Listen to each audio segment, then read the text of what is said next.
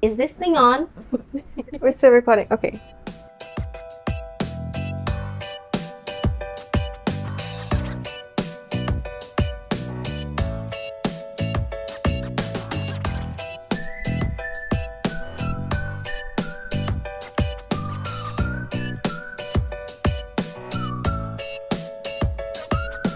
Salam tout le monde et bienvenue pour le premier épisode de Konekte.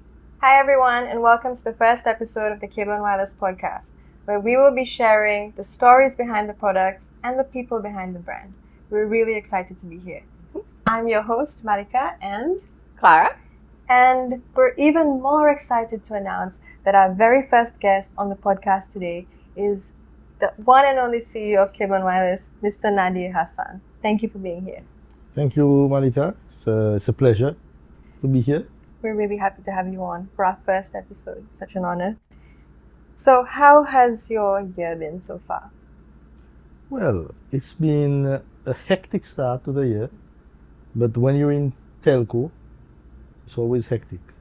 We know that only too well. There's no boring day. There's a challenge every single day. Yeah. But if you're passionate about the area, even if it's hectic, you enjoy it. It's fun. System CEO onde it's been a hectic start to the year and actually now if I feel on the delay on the Cable and Wireless. How has that been for you so far? Well, first, I can pass vraiment vite. I mean, I just remember joining as CEO et designer. I guess que c'était quelque chose qui peut travailler là, you're always busy et ça fait des temps passe assez vite. So, intéressant. Et donc, nous avons une transformation Cable and Wireless. So, it's been busy, but excitant et intéressant. So, in line with what you said about how we've been going on a journey of transformation, could you tell us a little about the transition of Cable and Wireless from a traditional telecom to what we're calling a techco? So, aujourd'hui, dans le monde télécommunication, beaucoup d'accompagnent globalement the transition from being a telco operator. Et qui m'ont mis un telco operator, c'est un accompagnant qui traditionnellement provide connectivity services. So, ou service mobile téléphone, fixed line, internet. So, ça y est une activité traditionnelle en telco. Mais par le business, technologie évolue et l'accompagnement aussi besoin évoluer pour rester relevant. With the times. So, vous voyez beaucoup de telecommunication companies aujourd'hui qui ont la technologie. Et qui vont mean by that, c'est providing digital solutions pour support beaucoup de clients, ça qu'on appelle corporates, accompagnants. Mais aussi pour les clients résidentiels. So, ça a un petit peu sa transformation globalement et c'est nous pas épargner avec les changements qui arrivent et so, aussi nous besoin adapter. So, si pour les gens qui peuvent écouter de la cour, au travail, là, on peut dire nous peut transformer from la compagnie traditionnelle. Il ne peut pas dire que nous peut arrêter nous ben core business. Nous peut juste move ahead with the time. Correct. So, nous still c'est la compagnie qui donne d'autres excellente connectivité, mais c'est moi, at the same time, nous avons les autres services qui nous peuvent amener à la portée et des services qui sont vraiment relevants dans ce monde aujourd'hui. Nous avons un service pareil, nos nouveaux data centers qui nous peuvent servir pour différents produits. Nous avons un produit Cybersecurity. As les mondes bougent plus digital, mais aussi vulnérabilité avec ça qu'on connaît, ben hackers, ben des gens qui parlent pour abuser le sabon service. So, il est important pour ben des gens qui ont business ou même individu pour protéger son école. So, nous pouvons nous côté nous donnons ça service pour nous de les mondes digital, de l'autre côté aussi, nous donnons bonnes tools pour protéger les corps. Cable and wireless, see there's a quad play, the only quad play player in the industry. So now Cable and wireless is going to be the one-stop shop for all of your solutions. For digital solutions. Yeah, absolument. Et un tagline qui nous peut adopter bientôt, c'est Cable and Wireless Powering Seychelles Digital Future. So, nous connaissons FITI, c'est beaucoup d'éléments digital, dans différents aspects, de on peut travailler, on peut play. So, tout ça là, nous pouvons mouvoir dans les mondes, nous finissons de mouvoir dans les mondes digital. So, Cable and Wireless est là pour supporter tout dans sa move. Despite what you entendi, Cable and wireless pay power Seychelles digital future, et là nous avons samedi qui peut power that move and that transition. So thank you. And on the topic of Kexos qui est dans la compagnie, peut-être what you entendi peut cause appelle customer centricity, which is a theme that's been very prevalent throughout last year. Yeah. So à cause de nous sentir important pour mentionner l'aspect customer centricity de la compagnie. Et peut-être expliquer plus qui ça veut dire customer centricity. What does it mean to the staff and qui pour mean pour autres de la cour. Oui, customer centricity essentiellement qui mean de son façon plus simple, c'est dans toute bonne décision, bonne initiative qu'on peut prendre, ou mettre the customer at the center of this. So, par exemple, customer écoute lui. Un customer résidentiel, écoute lui, quelle expérience qu'il a envie, dans son connectivité. So, il peut mettre son TV, qui est il peut stream, qui performance internet. Dans son mobile, il peut servir, qui ça l'expérience. Tout ça là, nous devons prendre ça en compte, nos devices, nos produits et façon que nous services nos clients. So, d'ailleurs, nous faisons beaucoup de training pour nos bonnes staff internally, à cause, sans nos bonnes staff being conscious of the need pour nous mettre clients premier, il ne peut pas arriver. So, tout ça là, il y a un foundation block qui peut mettre, il peut assurer que, as nous move forward, we are able pour nous délivrer l'expectation client. So, that's de son façon plus simple, what is customer centricity. Mais les opérations il est plus difficile que ça, hein, à cause de sans un rôle mindset qui m'a faire quelque chose. Mais mon senti doucement nous peut progresser. Et mon vision c'est qui bientôt on avoir ça Cable and Wireless qui the first customer-centric organization de CC. Ok, et moi, il y a pour regarder so far. So far, mon assez satisfait. Mon a dit staff embrace ça. Mon training peut faire l'effet. Il y a beaucoup de feedback qui m'ont gagné from différents clients qui positifs, qui disent bon improvement. Mais il est important pour nous noter que nous vraiment at the very beginning of this journey. So, quand tu travailles pour nous faire vraiment la hauteur que nous devrions être. So, mon expectation, c'est que nous continuons à build ce qui nous achieve so far, qui public a gagné un service qui est plus consistant. À cause de là, il faut avoir certains membres publics qui gagnent un service qui est satisfait, mais il faut y en avoir les autres qui gagnent ça même standard. So, mon ambition, c'est que bien, on arrive à un niveau où ça est consistant de la compagnie, que tout client ait ça même niveau service.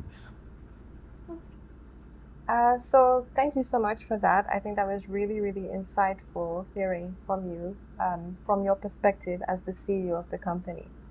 But I think one thing that we're also really interested in hearing about is who you are outside of being the CEO of the company. And outside of being the former Minister of Finance. For finance. I'm pretty sure you know minister Sometimes we even slip up and call you minister. But yeah, we're interested. Well, moi, en effet, contrary, parce que c'est du monde, moi, dis-moi qui vraiment personnel. Moi di moun ki travay, mon fini travay, mon montre de la cour, pas trop masse quantité, pas tout. Et very family focused. Et di moun qui pas nécessairement tient vivre de limelight.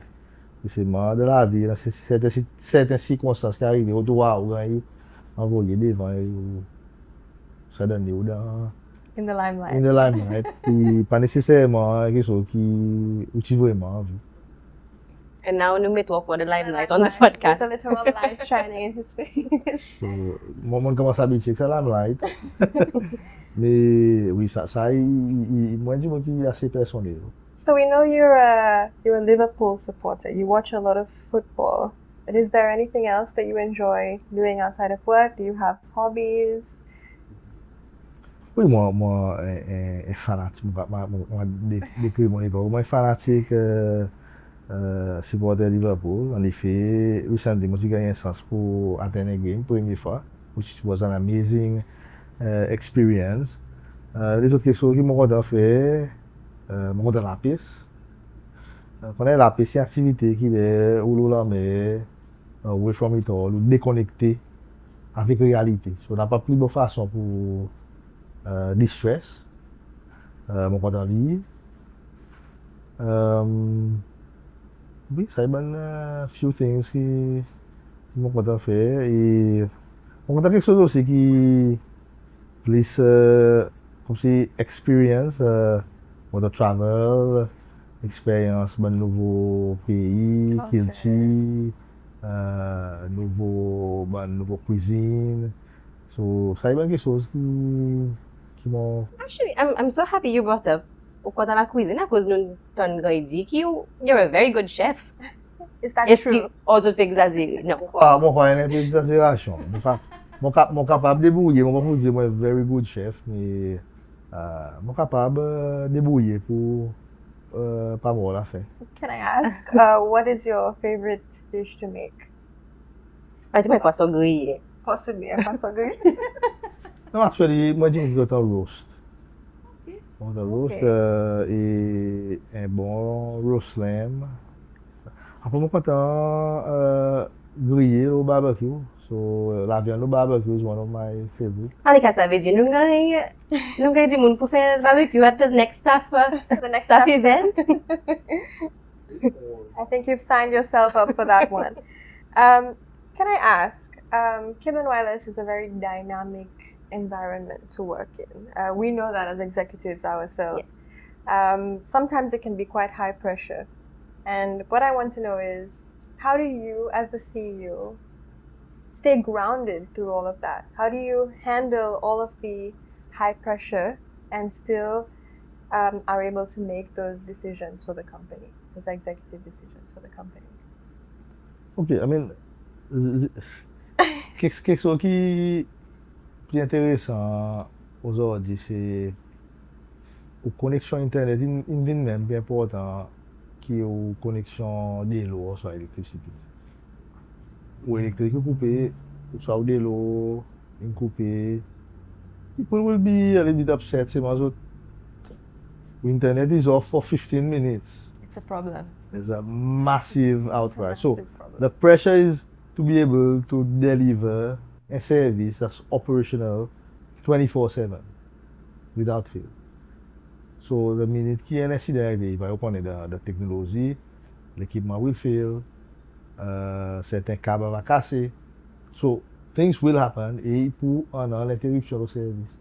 So that's the kind of pressure qu'on va assurer. Pour dire que quand même, il y a certains incidents qui arrivent, you got the type of redundancies qu'il y a là pour continuer. Ça y est quelque chose que nous pouvons focuser là. So the pressure is a 24/7 priority. So comment you deal with some pressure? First of all, les ou dans l'ouvrage, on peut focus. Moi, les consommateurs qui travaillent, on peut focus 150%. When I leave, I go home, you have to disconnect. Because you can't remain connected 24/7. You're going to lose your mind. Right? So you have to disconnect and you have to do things qui aide ou disponible. Put your phone away. Pas get email pas perder temps. Obviously, you can get call si y a a major emergency, but as much as possible, disconnect from what you do during work hours. Si you are capable de faire ça, then you are able to deal with the pressure, to know that there's a time qui sa position met à côté. You don't carry it with you 24/7. I think that's really good advice, and I think that's something we should also take on. But I'd like to add on that the pressure is always there because we do love our customers and we want to make sure that they always get the highest quality service from us. So that's why we're always under pressure. But with that, I think we can wrap up. But thank you so much for taking the your time. Yes. That was very, very insightful, and we're very happy to have had you on the show. And hopefully, when Timothy Puali same as Puali as more than just the CEO now. And the former minister. And the former minister. Thank you. It's been a pleasure to sit down with you and have a chat. And I wish you the best as a program. Thank you. We'll see you in the office.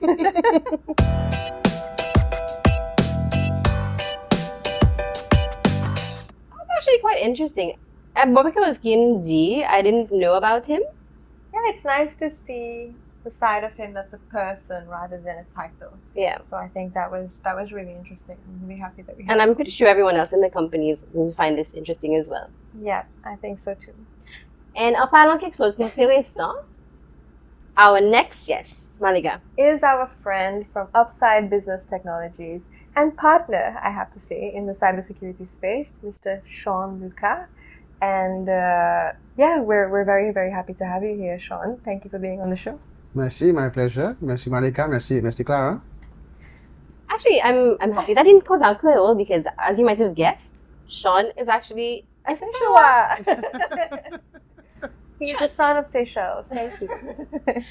So, Sean, before we get into all of the technical stuff about what cybersecurity is, peut-être explique nous un petit peu ou pas ou moi il y a une sorte de cesseur pour aller rester Canada. And how long have you been there for? So I left mon vivre environ majorité plus qu'ils ont la moitié on la vie overseas. So mon is Victoria Hospital. 13 ans mon parent est en Australie et then je suis retourné dans un petit 84. C'est ça pour moi comme slackeris, legal présence. And aussi secondaire mon à UK, mon fait high school. Et moi je retourné c'est la fin 98. Mon polytechnique. Had a fantastic time. One of the only good thing to say about the Seychelles Polytechnic. After Polytechnic, I have my premier degree Manchester. And then from there, je retourné, je travaille ici un peu de temps. Et moi, je travaille au ministère des Finances, en fait. Après, je gagne un poste avec une compagnie autrichienne. Et je join Zot, disons, 2006, comme ça. Et je travaille avec Zot dans le domaine FinTech.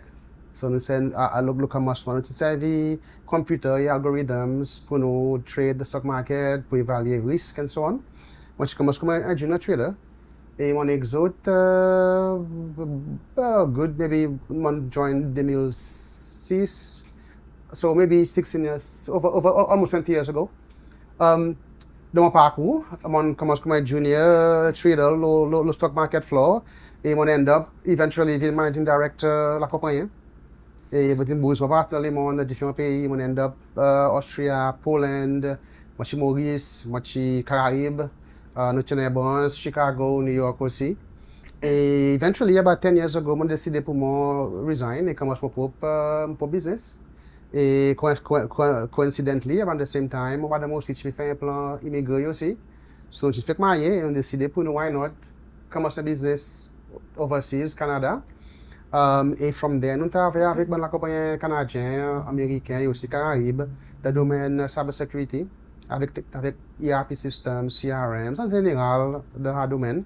Et eventually, environ 13 mois passés, j'ai mon ici, chez Colmont. Je vais dire, moi, si moi, je voudrais partner et travailler avec Jimon ici dans le domaine Cybersecurity, moi, je vais eventually, quand j'avais Cable Wireless, je me suis band surround. Eventually, je tombe dans la main Cable Wireless Fast forward 13 months, no are honored actually to be one of the partners of Cable Wireless in the cybersecurity space. And we're very,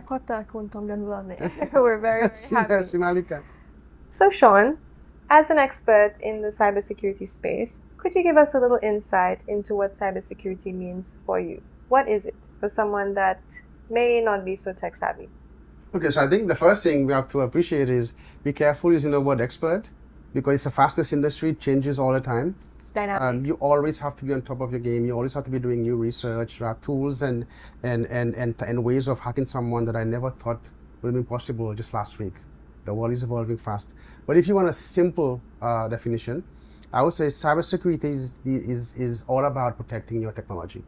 Whether it is your Facebook password, whether it is your Wi-Fi, whether it is your data, whether it is your money, your finances, everything that involves technology and how to protect it, that would be the simplest definition of cybersecurity.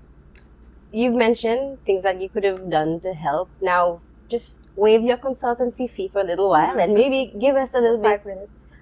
Just maybe don't know un petit peu tips sur quoi qui nous capable faire nous dans la cour pour keep nos information protected. Well, un start qui est scary pour dire moun connaît c'est qui est facile quand dire moun hack Wi-Fi. Par exemple, connaît last week mercredi nous fait un démo qui nous teach dire moun nous montrer qui est tellement facile quand dire moun dit sur le Wi-Fi.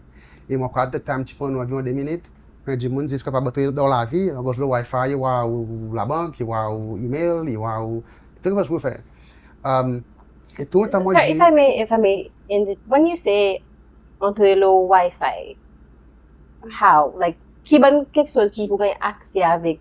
Souvent, tu dis, mon gagne accès avec l'internet, anything que fait l'internet, il peut avoir. So, si on envoie un email, il pourra. Si on log into Facebook, il pourra. Any pictures you upload, anything you do, il peut record, qui ça trafic, il peut passer au network, et agir mon avoir si on veut. And it doesn't have to be my internet. It can be a Wi-Fi connection in an airport. It can be a Wi-Fi connection at a cafe. It can be anywhere, really.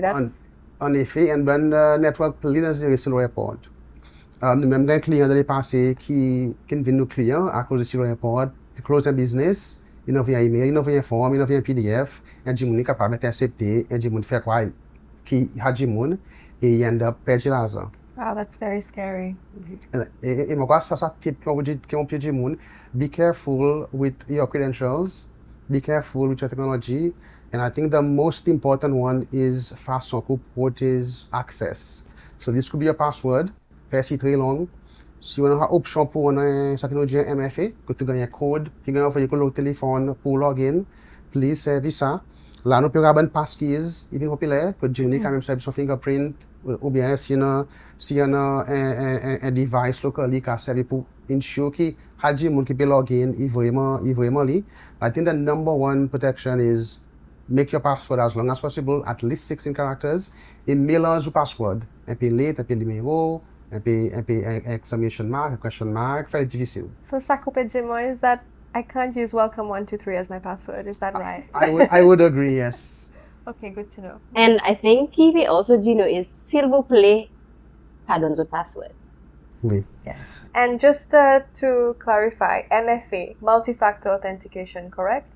So that comes in the form of an OTP or like a text. Could you give us some more information about that for people that may not understand that? So historically, tu vois, mettons un RIT va passer. Beaucoup la banque même, tu envoies un code dans l'email. Le problème c'est que once tu money entrer dans le système, most probably pour avoir un email tout. So nous n'évolve pas ça et up to today, on peut recommander quand tu money servi un email pour qu'on sorte son code là-dedans. Et même quand tu money servi SMS qui c'est fait d'un email, mais même il y a un risque là-dedans aussi. Pour le moment, one of the best ways pour gagner ça deuxième code pour entrer dans l'application, c'est pour servir un système qui au cas gagner avec Google, Microsoft et aussi. Quand tu generate a unique password for you every few seconds, et ça il gagne sync avec un serveur, et ça il gagne servir pour get cifrer ou même du monde qui va entrer dans l'application. Sean, now because this hacking and people getting access to your information, this fraudulent activity that's happening. Dimonita po please même as in business. How at risk am I como individual po mo be subjected to elections como ça? En effet, ben hackers, je target tout le monde. Equal opportunity hackers au cas nous, par exemple, North America, beaucoup de monde, même que de la case, nous avons targeté, les hackers, ils assument qui, ou pas un monde qui d'Haïti, ou pas un monde qui a une connaissance sur le domaine, c'est un monde qui a théorie, il fait quoi, c'est un monde qui peut rentrer dans le système, normalement, la défense est beaucoup moins. Et nous besoin aussi imaginer pour dire, même un monde qui a business, il y a aussi un monde. Eventually, par contre, pour nos familles, pour nos enfants. But of course, à travers business, we get the maximum l'argent à cause business, as you know, it could generate plus funds. So même si tu peux target business beaucoup, et business tout beau c'est, type tchèque, but aussi peut end up target individual aussi.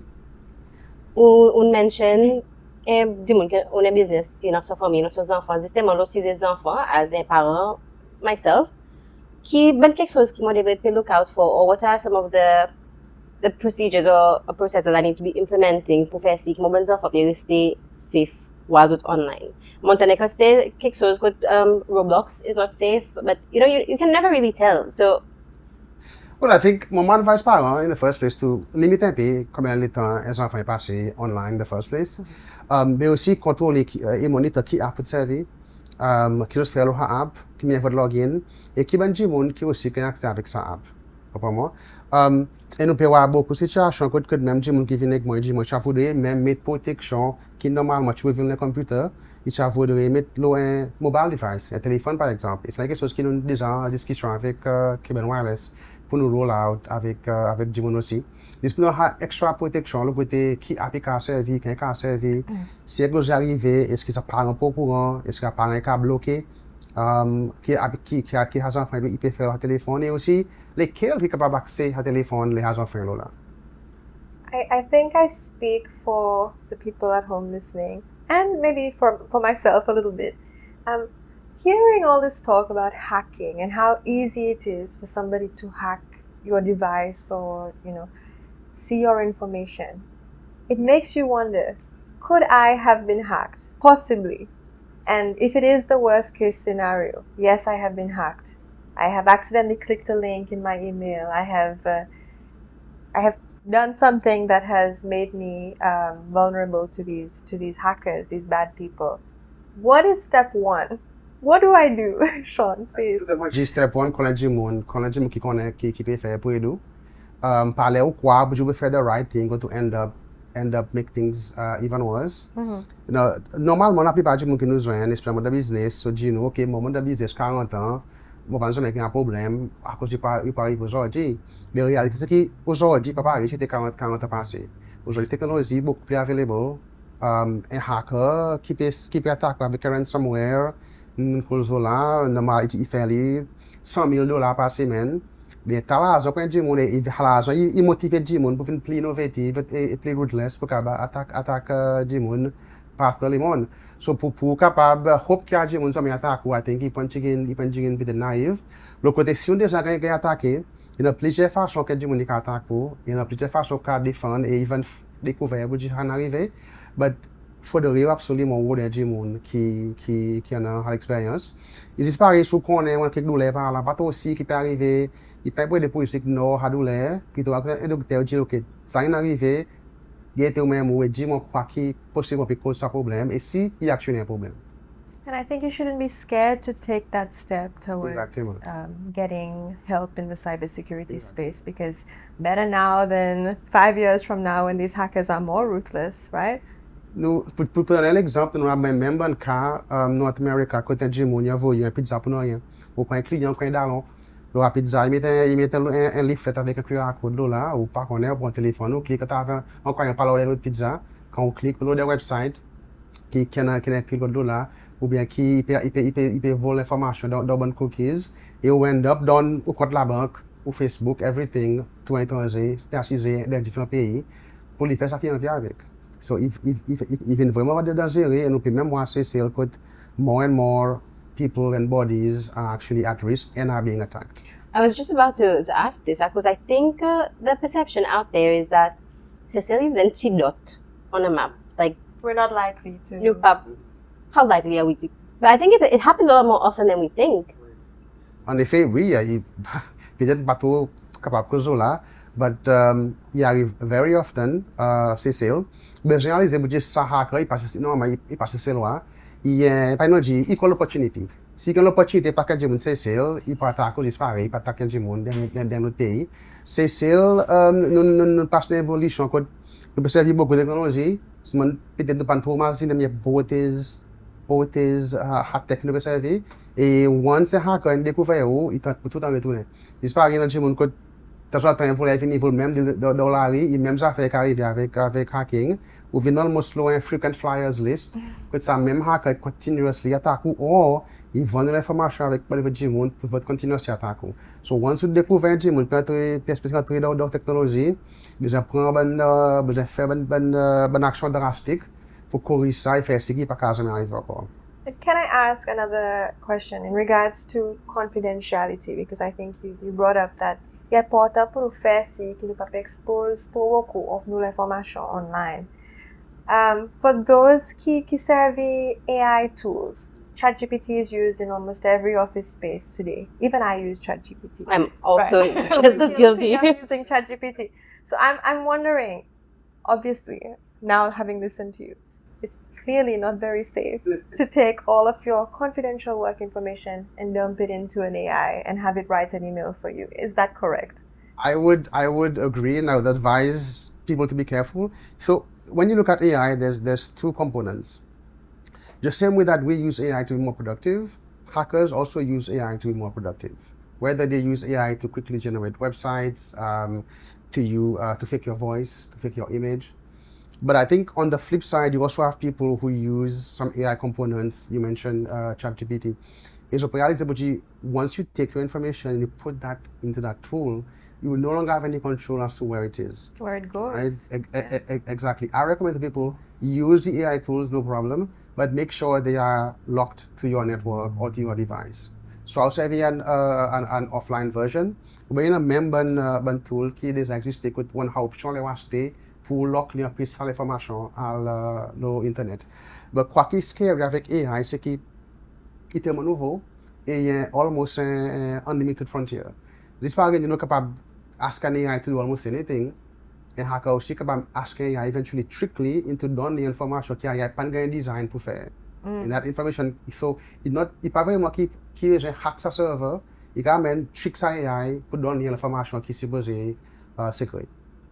That's very, very scary. But I'm glad that you're here on the show today to tell everyone, best practices, how to keep their data safe and how to keep themselves safe ultimately, because it's your identity. And yeah, it's important for you to be safe online and to keep your kids safe, as Clara has mentioned. Well, o qu'on aime manicar obviamente de deux côtés. Obviously, ça positif est beaucoup plus, ça négatif. La majorité des gens qui online, ils parlent pour livre follow. Mais si on a une façon de faire l'argent qui est facile pour entrer là-dedans, risque est vraiment bas. N'a pas conséquence. Conséquence, c'est presque zéro. Once you have hack, oui, presque garanti qu'il n'y a pas besoin de gagner. En effet, on même connaît lesquels. Et at the same time, il est extrêmement lucratif.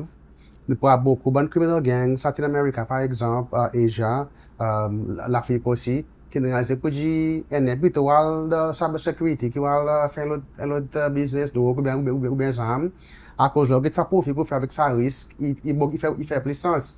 Il est tellement populaire qu'il nous peut voir que si vous avez revenu, qui dit que vous avez avec cybercrime, ou pensez comment l'économie, il peut déjà impliquer l'économie dans le monde après l'Amérique.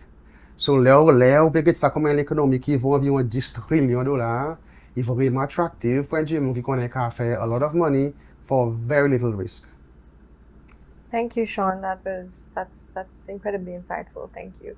I was gonna make a joke about how that's gonna be my next career move, but maybe not. I would not recommend That's it. not Clara. on your work No, podcast. clearly, I'm joking, people. So, Clara, just so that I'm sure that you are listening to what Sean was saying, can you tell me one way that you are going to protect yourself online going forward? Well, I'm definitely going to change my password from welcome123. Sorry to everyone that I was might planning also a hack. consider, I think you also mentioned something like a password manager, but I think definitely keeping more of an eye out on what it is that we're spending time online on. Does that answer your question? Did I pass the test? That answers my question, yeah. Did I pass, Sean? You did. And I think I'm going to be using more tools that require multi-factor authentication. I think that was a very useful tip. And for everyone listening at home, make sure that you don't share your OTP with anyone. Or your password. Or your password, yeah. So keep all that information safe, and you will be safe, right? You'll be reasonably safe. Reasonably safe, okay. And then just as a good security measure, contact Upside and Cable and Wireless. Contact Cable and Wireless. Thank you so much for your time, Sean. We're very happy to have had you on the show today. And if ever we need any cybersecurity advice, we will Call Cable and Wireless and then Upside. Yes. All right. Thanks. Thank you. Okay, merci. Bye.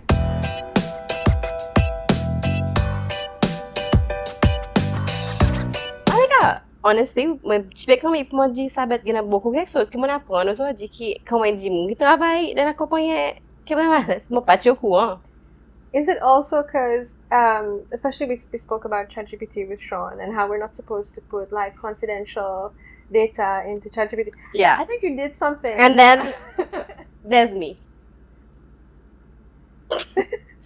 To be fair, I did this before we found out about all the cybersecurity issues. I mean, everyone was doing it. I think this is relatively safe. Yeah, we do look very cute in that photo. Okay, Malika, now that Shawnee parla, di la vérité, how likely are you to stop using ChatGPT?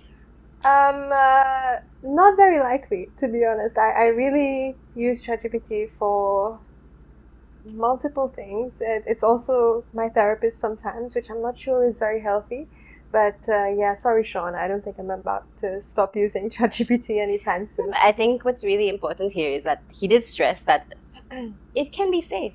It is, yeah, it can be safe if you know how to use it correctly. You're not sharing your confidential data on any AI, including ChatGPT.